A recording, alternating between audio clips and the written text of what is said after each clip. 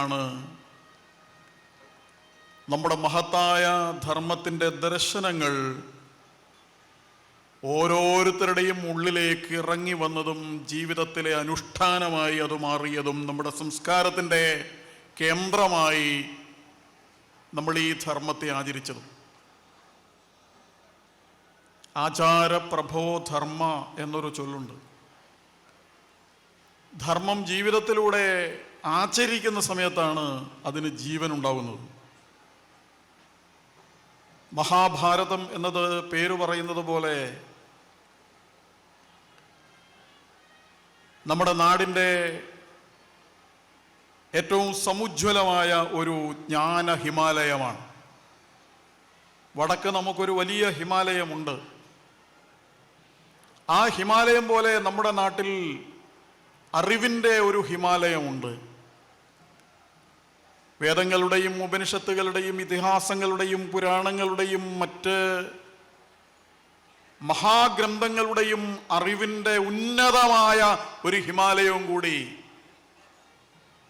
നമ്മുടെ ഋഷീശ്വരന്മാർ, ഭരതവർഷത്തിലെ പൂർവരാമർഷീന്ദ്രന്മാർ പാരിനുള്ളടിക്കല്ല് പാർത്തറിഞ്ഞ് കണ്ടോർ.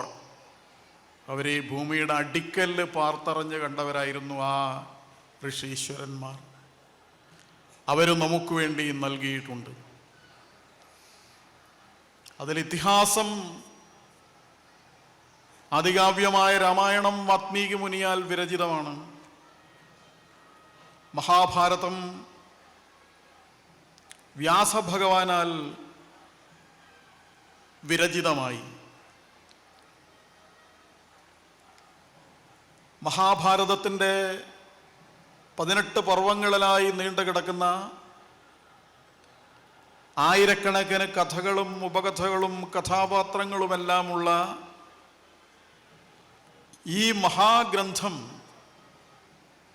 ആയിരക്കണക്കിന് വർഷങ്ങൾക്ക് മുമ്പ് എങ്ങനെയാണ് ഒരു മഹാമുനിയുടെ മനോമുകുരത്തിൽ നിന്നും രൂപപ്പെട്ടത് എന്നത് ഇന്നും അത്ഭുതകരമാണ്.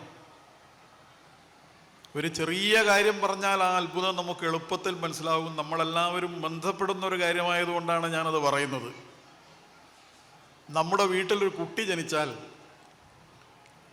ആ കുട്ടിക്കൊരു പേര് കണ്ടുപിടിക്കാൻ നമ്മൾ എത്ര ചർച്ച ചെയ്യാറുണ്ട്,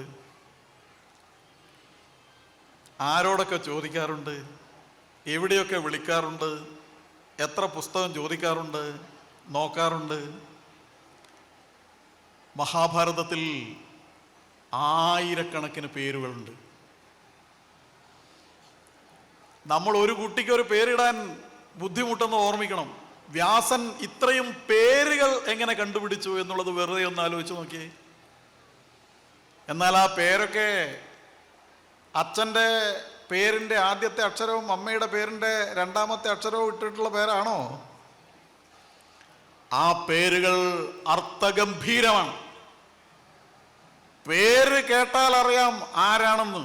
ഭീമൻ എന്ന് കേട്ടാൽ നമുക്കറിയില്ലേ ആളൊരു ഗംഭീരനാണ് എന്ന്. ധർമ്മപുത്രർ എന്ന് പറഞ്ഞാൽ നമുക്കറിയില്ലേ ധർമ്മത്തിനു വേണ്ടി ജീവിച്ച ആ ജന്മം ഒരു വ്രതമായ ഏതു പരീക്ഷണ ഘട്ടത്തിലും പതറാതെ കാലുറപ്പിച്ച് നിന്നുകൊണ്ട് ഏത് പ്രലോഭനങ്ങൾക്ക് മുമ്പിലും വഴങ്ങാത്ത ഒരു ധർമ്മധീരന്റെ പേരാണ് ധർമ്മപുത്രർ എന്ന് നമുക്കറിയാം. ദുര്യോധനൻ എന്ന് കേൾക്കുമ്പോൾ തന്നെ നമുക്കറിയാം ഒരു ദുഷ്ടനെന്ന്. ദുശാസനൻ എന്ന് കേൾക്കുമ്പോ നമുക്ക് അറപ്പ് വന്നു. അവരുടെ ചെയ്തികൾ കൊണ്ട്, അവരുടെ പ്രവൃത്തികൾ കൊണ്ട്. അങ്ങനെ ഇത്രയും പേരുകൾ, ആയിരക്കണക്കിന് പേരുകൾ കണ്ടുപിടിക്കണമെങ്കിൽ ഒത്ത പേരുകൾ, ലക്ഷണവൊത്ത പേരുകൾ, അർത്ഥഗർഭമായ പേരുകൾ, ആ പേരുകൾ, അവരെയെല്ലാം ബന്ധപ്പെടുത്തിയിട്ടുള്ള കഥകൾ, ആ കഥകളെല്ലാം തമ്മിലുള്ള പരസ്പര ബന്ധം. മഹാഭാരതത്തിലെ ഏത് കഥയും ഈ ആയിരക്കണക്കിന് കഥകളുടെ ഏറ്റവും ഇങ്ങേ തലക്കിൽ നിന്നൊരു കഥ മെല്ലെ പിടിച്ചൊന്ന് നനക്കിയാൽ ഈ മഹാഭാരതത്തിലെ മുഴുവൻ കഥയും കഥാപാത്രം ഇങ്ങനെ കുലുങ്ങും. അങ്ങനെയുള്ള ബന്ധമാണ് ഈ കഥകൾ തമ്മിലുള്ളത്. സംഭവങ്ങൾ തമ്മിലുള്ളത് പരസ്പര സംബന്ധിയാണ്. കഥാപാത്രങ്ങൾ തമ്മിലുള്ള പരസ്പര ബന്ധവും കഥകൾ തമ്മിലുള്ള പരസ്പര സംബന്ധവും ചേർത്ത് ഒരത്ഭുത പ്രതിഭാസമായി ഈ മഹാഭാരതം നിൽക്കുകയാണ്. അതുകൊണ്ട് പാശ്ചാത്യന്മാരായിട്ടുള്ള പണ്ഡിതന്മാർ, വിദേശത്തൊക്കെയുള്ള ആളുകൾ ഈ മഹാഭാരതമൊക്കെ എങ്ങനെയൊക്കെയോ ട്രാൻസ്ലേറ്റ് ചെയ്തൊക്കെ വായിച്ചപ്പോൾ അവർ പറഞ്ഞു, ഇതൊരു വ്യാസൻ എഴുതിയതല്ല, ഒരാൾക്ക് ഇങ്ങനെ എഴുതാനാവില്ല, ഒരുപാട് ആളുകൾ ചേർന്ന് എഴുതിയതാണിത്. വ്യാസൻ എന്ന് പറഞ്ഞാൽ അതൊരു പോസ്റ്റാണ്, എഡിറ്റർ എന്നൊക്കെ ഇപ്പൊ പറയല്ലോ, അതുപോലെ ഒരാളാണ്. സംവാദകനെന്നോ സമ്പാദകനെന്നോ ഒക്കെ പറയാവുന്ന, അല്ലാണ്ട് ഒരാൾ എഴുതിയതല്ല എന്ന് അവർ പറയാം. അവർക്ക് ഇത് വായിച്ചിട്ട് തല ചുറ്റിപ്പോയി. ഇതിൻ്റെ അത്ഭുതകരമായ വിന്യാസക്രമത്തിൻ്റെയും ഇതിലെ കഥകളുടെയും ഉപകഥകളുടെയും ഒക്കെ വൈപുല്യത്തെയും ഒക്കെ ചിന്തിച്ചിട്ട് അവർക്ക് അത്ഭുതപ്പെട്ടിട്ട് ദാംബെ എന്ന് പറയുന്ന പാശ്ചാത്യ പണ്ഡിതൻ ഖണ്ഡിതമായി എഴുതുകയാണ്, വ്യാസൻ ഒരാളല്ല, ഒരുപാട് ആളാണ്. നമ്മുടെ നാട്ടിലെ ഒരു ഋഷിക്ക് അയാളുടെ ഉള്ളിലുള്ള ആലോചനയിലൂടെ, അന്തരിന്ദ്രിയങ്ങളിലൂടെയുള്ള അന്വേഷണത്തിലൂടെ ഇത്തരം മഹാലോകങ്ങളെ ചിമിഴിലാക്കാനുള്ള കഴിവ് നമ്മുടെ നാട്ടിലെ പഴയ താടിക്കാർക്കുണ്ട് എന്ന് അവർക്ക് ചിന്തിക്കാൻ കഴിഞ്ഞില്ല.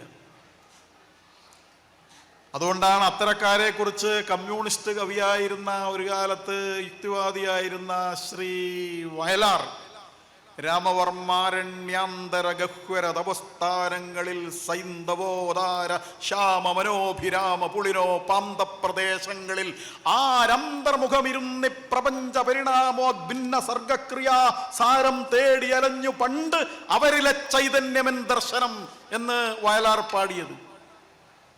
അത് ഋഷീശ്വരന്മാരെ കുറിച്ച് പറഞ്ഞതാണ്. പണ്ട് ആരാണോ ഇങ്ങനെ ചമ്രം മടഞ്ഞിരുന്നുള്ളിലേക്ക് നോക്കി ഈ പ്രപഞ്ചത്തിന്റെ ആരന്തർമുഖമിരുന്നി പ്രപഞ്ച പരിണാമോ ഭിന്ന സർഗക്രിയാസാരം തേടി അലഞ്ഞു പണ്ട്, അവരുടെ ചൈതന്യമാണ് എൻ്റെ ദർശനം. ധ്യാനിച്ച് ഗുഹാവാടത്തിലിരുന്ന് ധ്യാനിച്ചവരുടെ ചൈതന്യമാണ് എൻ്റെ ദർശനം എന്ന് പറയുന്നു.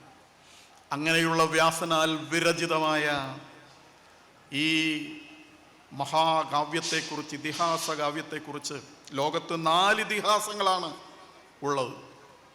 അതിൽ 2 ഗ്രീസിലാണ്, ഇലിയഡും ഒഡീസിയും. ഹോമർ എന്ന് പറഞ്ഞ ആളാണ് അത് എഴുതിയത്. 2 ഭാരതത്തിലാണ്, രാമായണവും മഹാഭാരതവും. 4 ഇതിഹാസങ്ങളാണ്. അതിൽ ഹോമറിൻ്റെ ഇലിയഡും ഒഡീസിയും ഒരുമിച്ച് ചേർത്താലും മഹാഭാരതത്തിൻ്റെ 4-1 വരില്ല. അത്രയും വിപുലമാണ്, അത്രയും ബൃഹദാകാരമുള്ളതാണ്, മഹത്തരമാണ് മഹാഭാരതം എന്ന് പറയുന്നത്. മഹാഭാരതത്തിൻ്റെ ഫലശ്രുതി പറയുമ്പോൾ ഇങ്ങനെ പറയുന്നുണ്ട്, ഇതിലില്ലാത്തത് മറ്റെവിടെയും ഉണ്ടാകില്ല, മറ്റെവിടെയെങ്കിലും ഉള്ളത് ഇതിലുണ്ടാകും.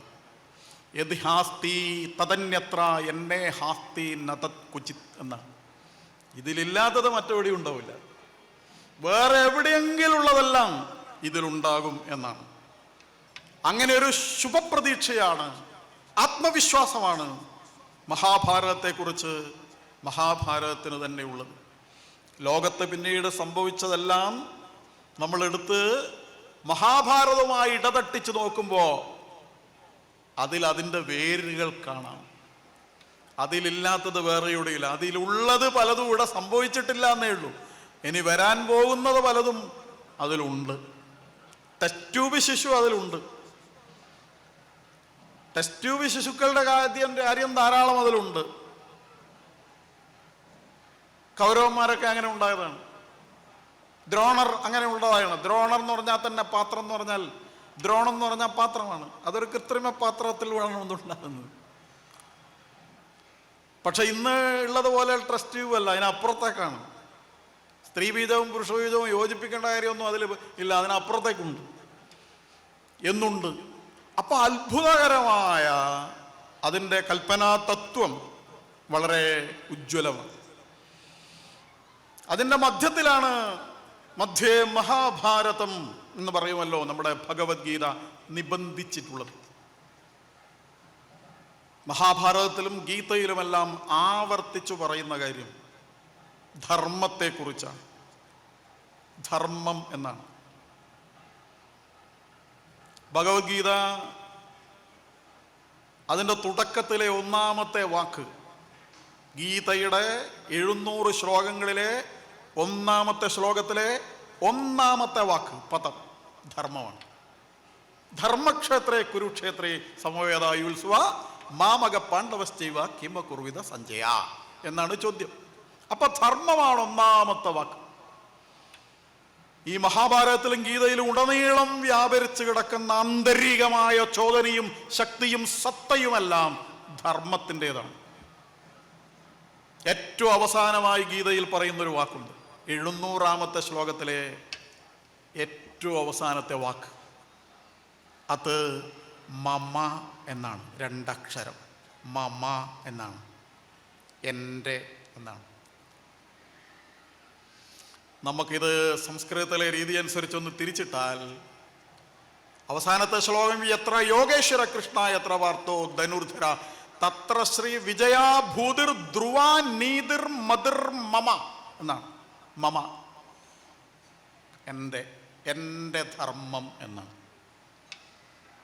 ഗീതയുടെ 700 ശ്ലോകങ്ങളിലായിട്ട് പറയുന്ന കാര്യം ഒന്നാമത്തെയും അവസാനത്തെ ആയും വാക്കിൽ കൊരുത്തു കൂട്ടിയിട്ട് അങ്ങനെ വെച്ചിരിക്കുകയാണ്, എൻ്റെ ധർമ്മം എന്ന്. ഞാൻ ആരാണ്, ഞാൻ എന്താണ്, ഞാൻ എന്തിനാണ്, ഞാൻ എങ്ങോട്ടേക്കാണ്, എൻ്റെ ധർമ്മം എന്താണ്? ധരിപ്പിച്ചു നിലനിർത്തുന്നത് എന്നാണ് അതിലെ ഒരു അർത്ഥം പറയുന്നത്. യഥാഭ്യുദയ നിശ്രേയസ സിദ്ധിസ ധർമ്മം എന്നും പറഞ്ഞു. ആത്മീയവും ഭൗതികവുമായ നമുക്ക് വേണ്ടുന്നെല്ലാം നൽകുന്നതിനെയും ധർമ്മം എന്ന് പറയും. സ്വാമി വിവേകാനന്ദൻ്റെ വളരെ പ്രസിദ്ധമായ ഒരു പ്രയോഗമുണ്ട്. അദ്ദേഹം വിദേശത്ത് പോയി പ്രസംഗിക്കുന്നതിനിടയിൽ സായിപ്പന്മാരോടും മദാമ്മമാരോടും സംസാരിക്കുന്നതിനിടയിൽ അദ്ദേഹം ഒരു കാര്യം പറഞ്ഞു. ഞങ്ങളുടെ ഭാഷയിൽ സംസ്കൃതത്തിൽ, നിങ്ങളുടെ ഭാഷയിൽ ഇംഗ്ലീഷിൽ ഇല്ലാത്തൊരു വാക്കുണ്ട്, അതിൻ്റെ പേര് ധർമ്മം എന്നാണ്. ആ ധർമ്മം എന്ന വാക്കിന് സമാനമായ അർത്ഥമുള്ള ഒരു വാക്കും ഇംഗ്ലീഷിലില്ല അദ്ദേഹം പറഞ്ഞു. ഇതങ്ങോട്ടേക്ക് വിവർത്തനം ചെയ്താൽ അതിന് പറ്റിയൊരു വാക്ക് അവരുടെ ഭാഷയിലില്ല. ഇത് നമ്മുടെ സംസ്കൃതത്തിൻ്റെയും ഭാരതത്തിൻ്റെയും ഇതിൻ്റെ പാറ്റന്റ് നമുക്കാണ്. ഇതിന് സമാനമായ അവരുടെ വാക്കിലുള്ളത് റിലീജിയൻ എന്നുള്ള വാക്കാണ്. റിലീജിയൻ എന്ന പദത്തിന് മതം എന്നാണ് അർത്ഥം. അതും ധർമ്മവും രണ്ടാണ്. കടലും കടലാടിയും തമ്മിലുള്ള വ്യത്യാസമുണ്ട്. മതവും ധർമ്മവും. മതം എന്ന് പറയുന്നത് അവരുടെ ആരാധനാ സമ്പ്രദായവും വിശ്വാസവും അതൊക്കെയായിട്ട് ബന്ധപ്പെട്ടാണ് മതം. കാര്യകാരണയോർ എത്ര വിശ്രാന്തിസ്തൻ മതം മതം എന്നൊക്കെ മതത്തെക്കുറിച്ച് നിർവചനം. മനുദേ എന്ന ധാതുവിൽ നിന്നാണ് മതം എന്ന പദമുണ്ടായത് എന്നൊക്കെ പറയും. അപ്പൊ അഭിപ്രായമാണ്. ഓരോ വിഷയത്തെക്കുറിച്ച് നമ്മുടെ അഭിപ്രായമാണ്, നമ്മുടെ വിശ്വാസമാണ്, നമ്മുടെ ചിന്തയാണ്. അത് മതം. പക്ഷെ ധർമ്മം എന്ന് പറയുന്നത് മതത്തിൻ്റെ പരിമിതിയിൽ കൊള്ളുന്നില്ല. അതിനപ്പുറത്ത് വളരെ വിശാലമായ ഒന്നാണ് ധർമ്മം എന്ന് പറയുന്നത്. ഈ ധർമ്മത്തെക്കുറിച്ചാണ് നമ്മുടെ ഈ മഹാഭാരതം പറഞ്ഞുകൊണ്ടേയിരിക്കുന്നത്. അതുകൊണ്ടാണ് ധർമ്മപുത്രർ എന്ന് പറഞ്ഞ ഒരാൾ അതിൻ്റെ ആരംഭം മുതൽ അവസാനം വരെ, ഏറ്റവും അവസാനം ആ മഹാപ്രസ്ഥാനം എന്ന് പറയുന്ന ഏറ്റവും അവസാന ഭാഗം വരെ, ഞാനിപ്പോൾ പറഞ്ഞ വാക്ക്, ആ വാക്ക് മഹാപ്രസ്ഥാനം എന്ന വാക്ക് ഞാൻ കേട്ടിട്ടുണ്ട് എന്നുള്ളവരൊന്ന് കൈയുയർത്താമോ?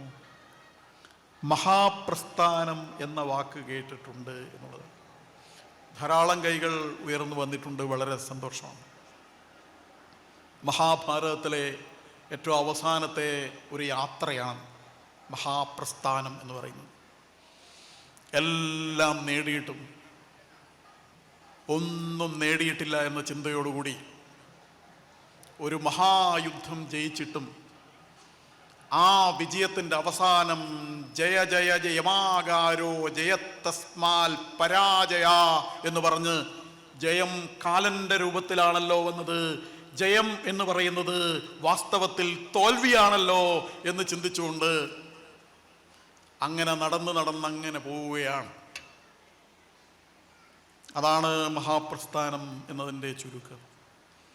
അപ്പം അതുകൊണ്ട് ധർമ്മം ഒരു നൂലിഴ പോലെ, ഒരു പൂവുകൾ ചേർത്തൊരു മാലയാക്കി കഴിഞ്ഞാൽ ആ മാലയെ കൊരുത്തുകൂട്ടുന്ന ഒരു നൂലിഴ പോലെ മഹാഭാരതത്തിലെമ്പാടും ഈ ധർമ്മം ഒരു നൂലിഴ പോലെ വർത്തിക്കുന്നുണ്ട്. ഇവിടെ ആ ധർമ്മചിന്തകൾ, മഹാഭാരതത്തിലെ ധർമ്മചിന്തകൾ എന്ന ഒരു വിഷയം പറയണം എന്നാണ് എന്നോട് സൂചിപ്പിച്ചിരിക്കുന്നത്. മഹാഭാരതത്തിലെ ധർമ്മചിന്തകൾ പറയാന്ന് പറഞ്ഞാൽ മഹാഭാരതം തന്നെ പറയേണ്ടി വരും. ആ മഹാഭാരതം 18 പർവ്വത്തിൽ പരന്നു കിടക്കുന്ന വരാപോരം പോലെ, ഒരു കടൽ പോലെ പരന്നു കിടക്കുന്ന മഹാഭാരതത്തെക്കുറിച്ച് എങ്ങനെയാണ് വിശദീകരിച്ച് പറയുക? അതുകൊണ്ട് ഞാനൊരു 2-3 സന്ദർഭങ്ങൾ മാത്രം പറയാം എന്നാണ് വിചാരിക്കുന്നത്. നമ്മൾ കേട്ടതും ഒക്കെയാണ്, നമ്മൾ കേട്ടതാണ്. അതുകൊണ്ട് ഞാൻ പറയുമ്പോൾ ആവർത്തിച്ച് പറയുന്നതാണെന്ന് ദയവേത് തോന്നരുത്. ചിലത് ആവർത്തിച്ച് പറയണം, ആവർത്തിച്ചുറപ്പിക്കേണ്ടുന്ന ചില കാര്യങ്ങളുണ്ട്. ആവർത്തിച്ചുറപ്പിച്ചു കഴിഞ്ഞാൽ അതങ്ങ് ഉറക്കും. ആയുർവേദത്തിൽ ആവർത്തിച്ചത് എന്ന് പറഞ്ഞൊരു മരുന്നുണ്ട്. 101 ആവർത്തിച്ചത്, 201 ആവർത്തിച്ചത് എന്നൊക്കെ. അതൊരു നല്ല ഔഷധമാണ്. അതുകൊണ്ടാണ് ധർമ്മം എന്ന് പറയുന്നത്. ധർമ്മം എന്ന് പറയുന്നത് അത് സാഹചര്യ നിരപേക്ഷമാണ്. അതിൻ്റെ അർത്ഥം അത് ധർമ്മം തന്നെയായി നിലനിൽക്കുന്നത്. ചില പ്രത്യേക സാഹചര്യങ്ങളിൽ അധർമ്മം എന്ന് നമ്മൾ പറയുന്നത് ധർമ്മം എന്ന് പറയും. അങ്ങനെയും വരും. നമ്മുടെ അമ്മയുടെ സഹോദരനാണ് അമ്മാവൻ. ഇവിടെ അമ്മാവൻ എന്നാണല്ലോ പറയല്ലേ, കാരണവർ എന്നൊക്കെ പറയും. പണ്ട് മരുമക്കത്തായ സമ്പ്രദായമുള്ള സമയത്ത് നമ്മൾ ജീവിക്കാൻ കാരണം ഓറ് എന്നുള്ളത് കൊണ്ടാണ് കാരണോർ എന്നുള്ള പേര് വന്നത് പോലും. അപ്പോൾ അങ്ങനെ കാരണം അവരായതുകൊണ്ട് കാരണവർ എന്ന്.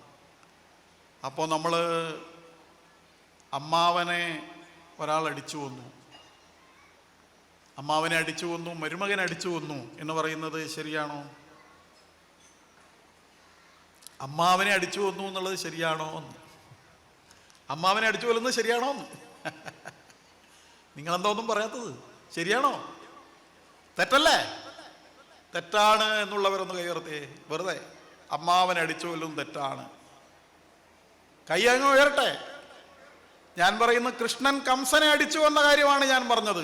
ശരിയാണോ തെറ്റാണോ? ശരിയാണോ തെറ്റാണോ? ചിലത് ധർമ്മം അധർമ്മം എന്നുള്ളത് ഏത് സാഹചര്യത്തിൽ ആര് ആരോട് എന്തിന് എപ്പോൾ എന്നത് പ്രധാനമാണ്. നമ്മൾ പെട്ടെന്നങ്ങ് നിലപാടങ്ങ് എടുക്കാതെ കുറച്ച് ആലോചിച്ച് വേണം പറയാൻ. അപ്പം അതുകൊണ്ട് ധർമ്മം എന്നത് അധർമ്മം എന്നത് അത് ഇതുപോലെ നിരവധി സന്ദർഭങ്ങളുണ്ട്. ആ സന്ദർഭങ്ങൾ മഹാഭാരതത്തിൽ ഇതുപോലെ 100 കണക്കിന് സന്ദർഭങ്ങളുണ്ട്. ഏതാണ് ധർമ്മം, ഏതാണ് അധർമ്മം? അവസാനം വ്യാസൻ പറയുന്നത് ഏതാണ് ധർമ്മം, ഏതാണ് അധർമ്മം എന്നെനിക്ക് മനസ്സിലാവുന്നില്ലല്ലോ എന്ന്. ഇതെല്ലാം പറഞ്ഞ വ്യാസൻ അവസാനം 2 കയ്യും ഇങ്ങനെ ഉയർത്തിയിട്ട് പറയുന്നുണ്ട്. ധർമ്മം ഏതാണ് എന്നെനിക്കറിയാം, അധർമ്മം ഏതാണെന്ന് എനിക്കറിയാം, പക്ഷെ എനിക്ക് പ്രവർത്തിക്കാൻ കഴിയുന്നില്ല എന്നൊക്കെ അദ്ദേഹം വിലപിക്കുന്നുണ്ട് അവസാനം. അപ്പം അതുകൊണ്ട് പഴയ കാലത്ത് നമ്മുടെ നാട്ടിൽ ഈ സ്വാമിമാരുണ്ടായിരുന്നു. സ്വാമിമാർ എന്ന് പറയുമ്പോൾ വീടുകളിലൊക്കെ സന്യസിച്ചിട്ട് വരുമല്ലോ ആളുകൾ, ധർമ്മ ഭിക്ഷയ്ക്ക് വേണ്ടി വരും. അങ്ങനെ വരാറുണ്ടല്ലോ. അപ്പോൾ അവരെ വീട്ടിൽ ഭിക്ഷയ്ക്ക് വേണ്ടി വന്നു കഴിഞ്ഞാൽ വീട്ടിൽ നിന്ന് നമ്മുടെ മുത്തശ്ശിമാരൊക്കെ, അവർ സ്വാമിമാർ വന്നിട്ട് കാവ്യമൊക്കെ കൊടുത്ത് അവർ ജപിക്കും. അങ്ങനെ ജപിക്കുന്ന കേട്ടാൽ മുത്തശ്ശി പറയും, മോളെ സ്വാമി വന്നിട്ടുണ്ട്, ധർമ്മം കൊടുക്ക് പറയും.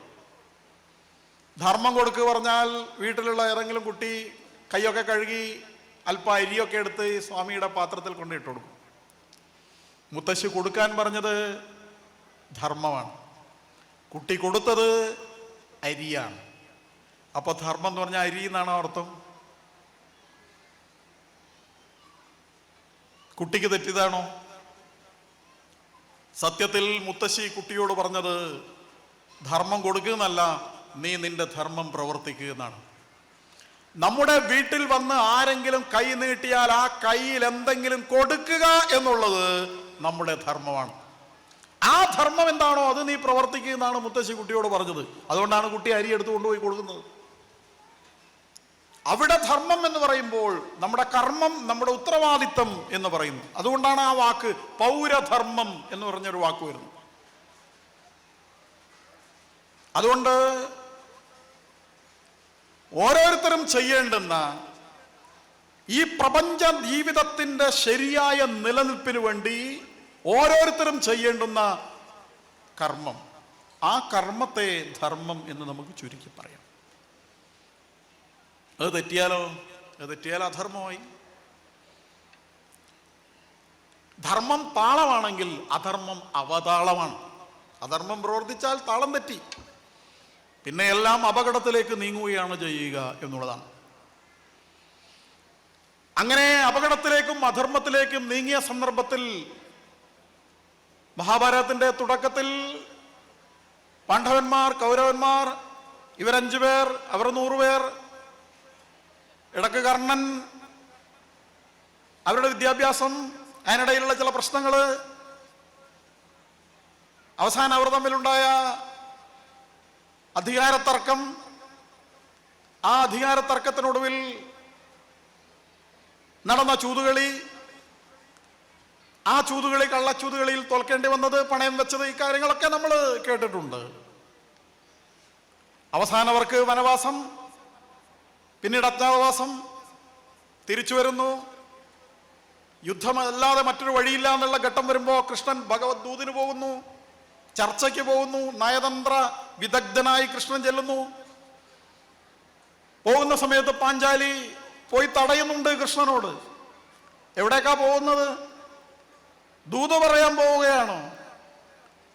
എന്നിട്ട് ഈ യുദ്ധം ഒഴിവാക്കാനാണോ? പാഞ്ചാലി ചോദിക്കുകയാണ്. കൃഷ്ണൻ പറഞ്ഞു, ഒരു ശ്രമം നടത്തി നോക്കട്ടെ. ഒരു യുദ്ധം എന്ന് പറഞ്ഞാൽ വലിയ നാശമല്ലേ, നമുക്കൊന്ന് നോക്കാം.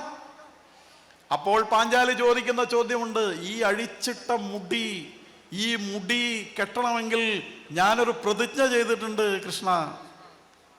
അന്നെന്നെ അമ്പപുരത്തിൽ നിന്ന് രജസ്വലായ എന്നെ ബലാത്കാരത്തിൽ ദുശാസൻ വലിച്ചിഴച്ച് രാജസഭയിൽ കൊണ്ടുവന്നിട്ട് എന്നെ അപമാനിച്ചപ്പോ, എന്റെ വസ്ത്രാക്ഷേപം ചെയ്തപ്പോ, ഈ അഴിച്ചിട്ട മുടി, ഈ മുടി ഞാൻ കെട്ടണമെങ്കിൽ എൻ്റെ മുടി വലിച്ചിഴച്ച് രാജസഭയിൽ കൊണ്ടുവന്ന് അപമാനിച്ച ദുശാസന്റെ മാറ് പിളർന്ന് ഒഴുകുന്ന കുടുകുട ഒഴുകുന്ന ചോരയിൽ കൈ മുക്കിയിട്ട് ഭീമൻ എൻ്റെ മുടി കെട്ടിത്തരുന്ന കാലത്ത് മാത്രമേ എൻ്റെ ഈ മുടി കെട്ടു എന്ന് പറഞ്ഞിട്ട് അഴിച്ചിട്ട് ഈ മുടിയുമായിട്ട് ഇത്രയും കാലം നടക്കുന്ന എന്നെ പരിഗണിക്കാതെയാണോ നീ ഈ ദൂതിന് പോകുന്നത് എന്ന് കത്തുന്ന കണ്ണോടെ, ചീറുന്ന വാക്കോടെ പാഞ്ചാലി കൃഷ്ണനോട് ചോദിക്കുന്നുണ്ട്.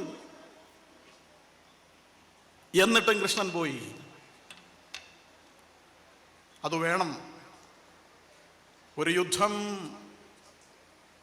വിജയം മാത്രമല്ല, പരാജയം മാത്രമല്ല, സർവനാശവും കൂടിയാണ് നൽകുന്നത് എന്നുള്ളതുകൊണ്ട് വിവേകികൾ ഒരു യുദ്ധത്തിനു മുമ്പ് ഒരുപാട് ആലോചിക്കണം.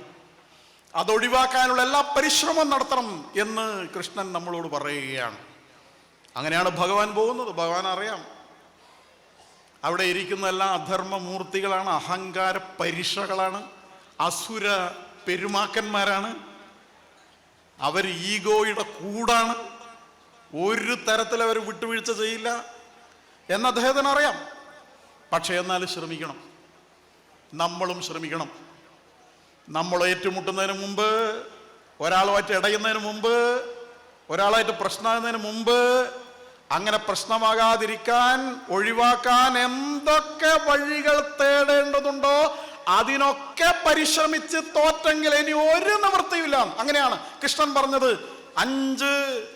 5 നാട് തരുമോ എന്ന് കെഞ്ചി, 5 വീട് തരുമോ എന്ന് കിണഞ്ഞു ചോദിച്ചു, ഒന്നെങ്കിലും തരുമോ എന്ന് ചോദിച്ചു. സൂചി കുത്താൻ തരില്ല എന്ന് പറഞ്ഞപ്പോൾ മാത്രമാണ് ഹതാശയനായ കൃഷ്ണൻ എങ്കിൽ പിന്നെ ഇനി യുദ്ധമല്ലാതെ നിവൃത്തിയില്ല എന്ന് പറയുന്നത്.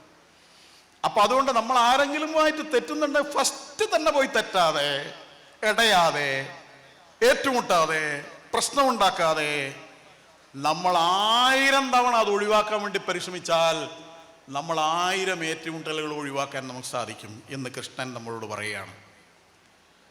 അതൊക്കെ കൊണ്ട് തന്നെയാണ് കൃഷ്ണൻ ധർമ്മമൂർത്തിയാണ് എന്ന് പറയുന്നത്, ധർമ്മം സംരക്ഷിക്കാൻ വേണ്ടിയാണ് വന്നത് എന്ന് പറയുന്നത്. അതുമെല്ലാം കഴിഞ്ഞ് എങ്കിൽ പിന്നെ യുദ്ധം തന്നെ. പാർത്ഥസാരഥിയായി കൃഷ്ണൻ വരുന്നു, സൈന്യത്തെ അപ്പുറത്തേക്ക് കൊടുക്കുന്നു, അണിനിരന്നിരിക്കുകയാണ്, 2 ഭാഗത്തും അണിനിരന്നിരിക്കുകയാണ് സൈന്യം. 11 അക്ഷൗഹിണിപ്പട, ആൾബലം കൂടുതൽ കൗരവന്മാരുടെ ഭാഗത്താണ്. 7 അക്ഷൗഹിണിപ്പടയെ പാണ്ഡവന്മാരുടെ ഭാഗത്തുള്ളൂ. മഹാരഥന്മാർ കൂടുതലും കൗരവന്മാരുടെ ഭാഗത്താണ്. അവരങ്ങനെ അണിനിരന്നിരിക്കുകയാണ്. 2 ഭാഗത്തും കടല് പോലെ സൈന്യം ഇങ്ങനെ അണിനിരന്നിടക്കുന്നതിൻ്റെ ആ മധ്യത്തിൽ നിന്നുകൊണ്ട് ആ സമയത്ത് ധർമ്മപുത്രർ നേരെ നടുവിൽ നിന്ന് കൗരവന്മാരുടെ ക്യാപ്റ്റനൊക്കെ നിൽക്കുന്ന സ്ഥലത്തേക്ക്, ഭീഷ്മർ അവരൊക്കെ നിൽക്കുന്ന, ദ്രോണർ അവരൊക്കെ നിൽക്കുന്ന സ്ഥലത്തേക്ക് ഒറ്റയ്ക്ക് ഇങ്ങനെ നടന്നു പോവാണ്. എല്ലാവരും അന്തം വിട്ടുപോയി. അടുത്ത വിസിലിന് കളി തുടങ്ങേണ്ടതാണ്, അഥവാ അടുത്ത പാഞ്ചജന്യത്തിന് യുദ്ധം ആരംഭിക്കേണ്ടതാണ്. അതിനിടയിലാണ് ശത്രുവിന്റെ ഭാഗത്ത് ഇദ്ദേഹം പോകുന്നത്. എന്തിനെ ഒരുങ്ങിയുള്ള പുറപ്പാടാണ് എന്നാണ് ചിന്തിക്കുന്നത്. അപ്പോൾ കൃഷ്ണനും ബാക്കിയുള്ളവരൊക്കെ ഓടിച്ചെന്നു, എവിടെയാ പോകുന്നത്, എന്താ പോകുന്നത് എന്ന്. കൗരവന്മാരുടെ ഭാഗത്തുനിന്ന് കൂക്കി വിളിയാണ്. അവര് തോറ്റിട്ടതാ മാപ്പ് പറയാൻ വേണ്ടി വരികയാണ് എന്ന അർത്ഥത്തിലാണ്. അവരവഹേളനത്തോടുകൂടി ധർമ്മപുത്രരെ ആക്ഷേപിച്ചുകൊണ്ട് കൂകി വിളിക്കുകയാണ്. നേരെ ഭീഷ്മരുടെ അടുത്ത് ചെന്നു. ഭീഷ്മരുടെ അടുത്ത് പോയിട്ട് പറഞ്ഞു, ഞങ്ങൾക്ക് യുദ്ധം ചെയ്യാൻ അനുമതി തരണം. അങ്ങ് ഞങ്ങളുടെ പിതാമഹനാണ്, മുത്തശ്ശനാണ്. വേറെ നിവൃത്തിയില്ലാത്തതുകൊണ്ടാണ്, ഞങ്ങൾ അനുഗ്രഹിക്കണം എന്ന് പറഞ്ഞു. അപ്പം മുത്തശ്ശൻ പറഞ്ഞു, നീ വന്നത് നന്നായി. നീ വന്നില്ലെങ്കിൽ ഞാൻ നിന്നെ മടുത്തേനെ, മുഷിച്ചേനെ, നിന്നെ ശപിച്ചേനെ.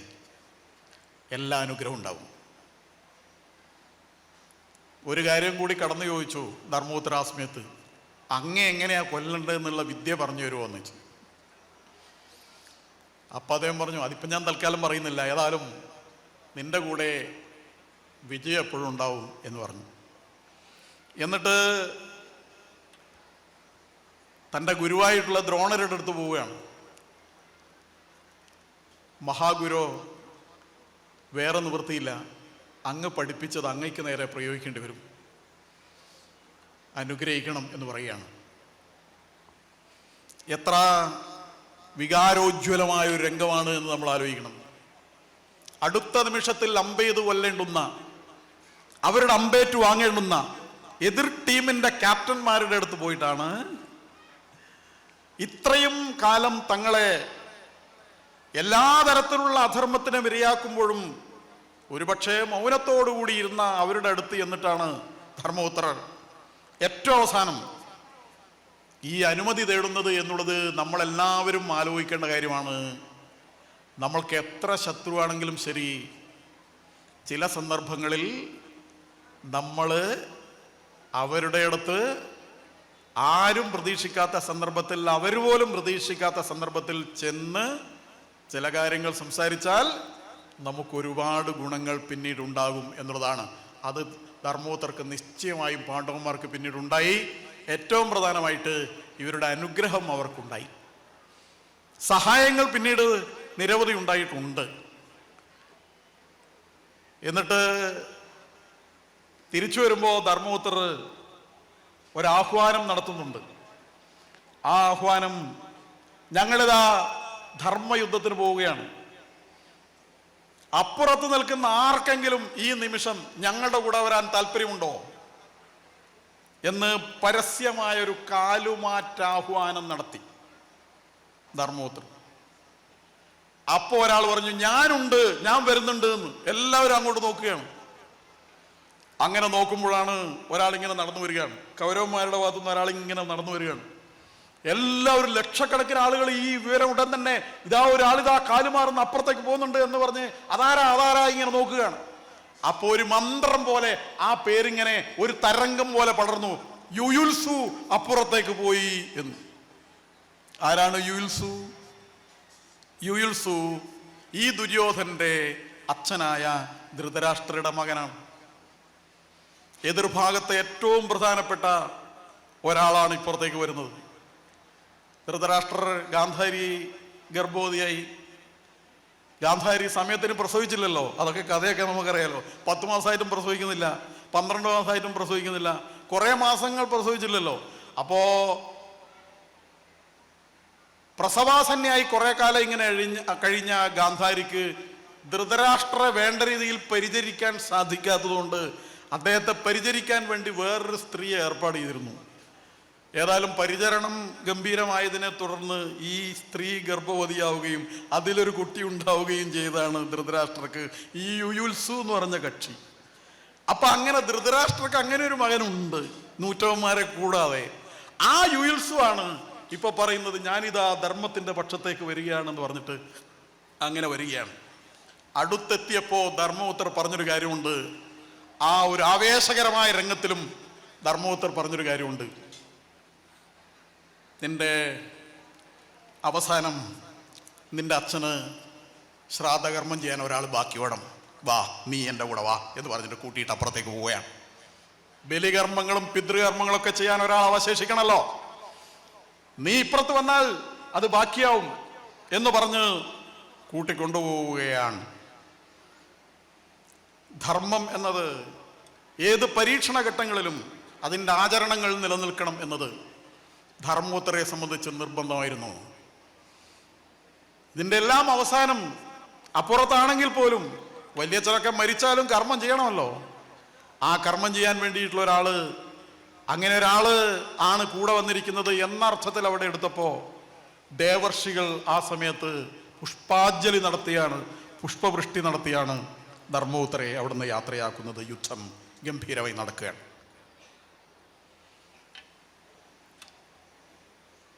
അതിന് മുമ്പ് ഉള്ള ഒരു സംഭവം കൂടി പറഞ്ഞാലാണ് ധർമ്മപുത്രരുടെ ഈ ധർമ്മനിശ്ചയത്വവും ധർമ്മത്തെക്കുറിച്ചുള്ള ദൃഢവ്രതവും നമുക്ക് കുറച്ചും കൂടി ഉറക്കുക. നമ്മൾ കേട്ട കാര്യം തന്നെയില്ല. വനവാസം നടത്തുകയാണ്, ദ്വൈതവനത്തിലാണ് അവർ.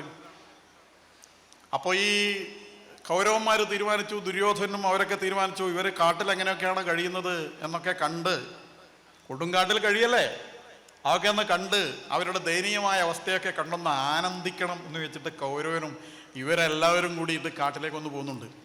പറ്റുമെങ്കിൽ അവരെ പിന്തുടർന്ന് ഉപദ്രവിക്കാൻ വേണ്ടി തന്നെയാണ് പോകുന്നത്. അങ്ങനെ കൗരവന്മാർ കാട്ടിൽ വന്ന് അവിടെ ഒരു ജലാശയത്തിൽ ആ സമയത്ത് ഗന്ധർവന്മാർ, ചിത്രസേനന്റെ നേതൃത്വത്തിൽ ഗന്ധർവന്മാർ അവരെ നീരാടുകയാണ്. ഗന്ധർവന്മാരും ഗന്ധർവികളൊക്കെ ഉണ്ടാവും. അവരങ്ങനെ നീരാടുകയും സ്വൈരവിഹാരമൊക്കെ നടത്തുകയാണ്. അപ്പോൾ ദുര്യോധനൻ ആളയച്ചിട്ട് പറഞ്ഞു, ഞങ്ങൾക്ക് അവിടെ കുളിക്കണം, അതുകൊണ്ട് നിങ്ങൾ പെട്ടെന്ന് തന്നെ പോകണം എന്ന് അവരോട് പറയുകയാണ്.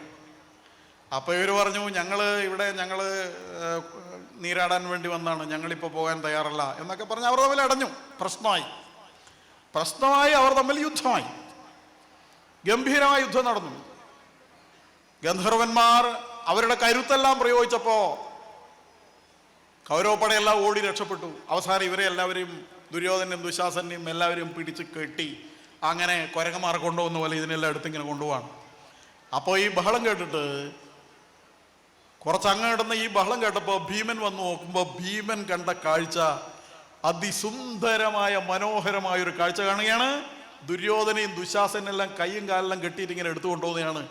ബാക്കി ഗന്ധർവന്മാർ ആഘോഷത്തോടുകൂടി തെരഞ്ഞെടുപ്പിൽ ജയിച്ച ആഹ്ലാദ പ്രകടനം പോലെ അങ്ങനെ ഗംഭീരമായി പോകുന്നതാണ് കണ്ടത്. ഭീമൻ കൈ കൊട്ടി ചാടി ചിരിച്ച് ബാക്കിയുള്ളവരെയും നകുലനെയും സഹോദരനും ആരെല്ലാം വിളിച്ച് ആടാ ഒരു കാഴ്ച ആണെങ്കിൽ വാ എന്ന് പറഞ്ഞ് അവരൊക്കെ വിളിച്ചിട്ട് അവരെ സന്തോഷത്തോടുകൂടി ഇങ്ങനെ ഇതെങ്ങനെ ഒപ്പിച്ചു എന്നൊക്കെ ഗന്ധർവന്മാരോട് ചോദിക്കുകയാണ്. ഈ ബഹളം കേട്ടിട്ടാണ് ധർമ്മപുത്രർ അവിടെ വരുന്നത്. ധർമ്മപുത്രർക്ക് ഒറ്റനോട്ടത്തിൽ കാണുന്ന കാഴ്ച, വളരെ ദയനീയമായ അവസ്ഥയിൽ ബന്ധിതരായിട്ടുള്ള തൻ്റെ സഹോദരന്മാർ, അർദ്ധ സഹോദരന്മാർ, വലിയച്ഛൻ്റെ മക്കൾ, അവരൊക്കെ സ്ത്രീകൾ ഉൾപ്പെടെ ഇപ്പുറത്ത് അത് കണ്ട് ആഹ്ലാദിക്കുന്ന തൻ്റെ നേരെ സഹോദരന്മാർ ഭീമാദികൾ. പെട്ടെന്ന് ധർമ്മപുത്രർ ഒരു നിമിഷം ആലോചിക്കാതെ ഇവരോട് നിർത്തുക പറഞ്ഞു. നിങ്ങൾ ആഹ്ലാദ പ്രകടനം നിർത്തുക. അപ്പൊ ഭീമൻ ചോദിച്ചു, എന്താ സന്തോഷിക്കണ്ടേ? നമ്മൾ ഇത്രയും ദ്രോഹിച്ച ആളുകളെ ഇങ്ങനെ ഒരു അവസ്ഥയിൽ കാണുമ്പോൾ നമ്മൾ സന്തോഷിക്കണ്ടേ? എന്താ സംഭവിച്ചത്? അപ്പോഴാണ് തൻ്റെ മുമ്പിൽ സമർപ്പിക്കപ്പെട്ട ദുര്യോധനൻ ഉൾപ്പെടെയുള്ള ആളുകൾക്ക് എന്താണ് സംഭവിച്ചത് എന്നുള്ളതിനെ കുറിച്ച് ചിത്രസേനൻ വിശദീകരിക്കുകയാണ്. നിങ്ങളെ ദ്രോഹിക്കാൻ വന്നതാണ്, നിങ്ങളെ ഉപദ്രവിക്കാൻ വന്നതാണ്, നിങ്ങളെ പിന്തുടർന്ന് വന്നാണ്, ഈ കാര്യങ്ങളൊക്കെ പറഞ്ഞു. പക്ഷേ ധർമ്മപുത്രർ ആ സമയത്ത് പറയുന്നൊരു കാര്യമുണ്ട്, ഇതെല്ലാം ശരിയാണ്, പക്ഷേ ഇത് ഞങ്ങളുടെ സഹോദരന്മാരാണ്. അപ്പോഴും ആനന്ദിച്ചുകൊണ്ടിരിക്കുന്ന ഭീമാദികളോട്, ഭീമനോട്, അർജുനോട്, അവരോട് ധർമ്മപുത്രർ പറഞ്ഞൊരു കാര്യമുണ്ട്, നമ്മൾ തമ്മിൽ ചില പ്രശ്നങ്ങളൊക്കെ ഉണ്ടാവും. ആ സമയത്ത് നമ്മൾ തമ്മിൽ യുദ്ധം ചെയ്യും. പക്ഷെ ഇപ്പൊ പുറത്തുള്ള ആളുകൾ നമ്മുടെ കൂട്ടത്തിലുള്ളവരെ ഇപ്പോൾ അപമാനിച്ചിരിക്കുകയാണ്, അവഹേളിച്ചിരിക്കുകയാണ്, ബന്ധിതരാക്കിയിരിക്കുകയാണ്. അപ്പൊ നമ്മളെങ്ങനെയാ പെരുമാറേണ്ടത്? ഹിന്ദുക്കൾക്ക് എപ്പോഴും മാർഗദർശകമായ ഒരു കാര്യമാണ് ധർമ്മപുത്രർ ആ സമയത്ത് പറയുന്നത്. പരസ്പരം വിവാദേതു വയം പഞ്ചശതം ചതേ അന്നസഹേർ വിവാദേതു വയം പഞ്ചാധികം ശതം എന്നാണ് പറഞ്ഞത്. നമ്മൾ പരസ്പരം ഏറ്റുമുട്ടുന്ന സമയത്ത് അവര് 100 നമ്മൾ 5. പക്ഷെ പുറത്തുള്ളവരോട് യുദ്ധം ചെയ്യുന്ന സമയത്ത് നമ്മൾ 105 ഒറ്റക്കെട്ടായി നിൽക്കണം എന്ന്. നമ്മൾ തമ്മിൽ പ്രശ്നങ്ങൾ ഉണ്ടാവും. ആ പ്രശ്നങ്ങൾ വരുന്ന സമയത്ത് നമുക്ക് ശരിയാണ്, നമ്മൾ തമ്മിൽ ചിലപ്പോ കുറുമ്പും കുന്നായ്മയും ഏറ്റുമുട്ടലും പ്രശ്നങ്ങളൊക്കെ ഉണ്ടാവും. പക്ഷെ വേറെ ആളുകൾ വന്ന് നമുക്ക് നേരെ വരുമ്പോ ഇത് നമ്മൾ മറക്കണം. നമ്മൾ അതും വെച്ച് നീ അന്ന് എന്നെങ്ങനെ ചെയ്തിട്ടില്ലേ, അന്ന് അത് ചെയ്തിട്ടില്ലേ, ഇത് പറഞ്ഞിട്ടില്ലേ എന്ന് പറഞ്ഞു നിൽക്കേണ്ട സന്ദർഭമല്ല. നമ്മൾ എല്ലാ തരത്തിലുള്ള വ്യത്യാസങ്ങളും മറന്ന് ഒറ്റക്കെട്ടായി നമ്മൾ ഒരുമിച്ച് നിന്ന് ശത്രുവിനെ നേരിടാൻ ഒറ്റക്കെട്ടായി നിൽക്കേണ്ടത് വളരെ അത്യാവശ്യമാണ് എന്ന്.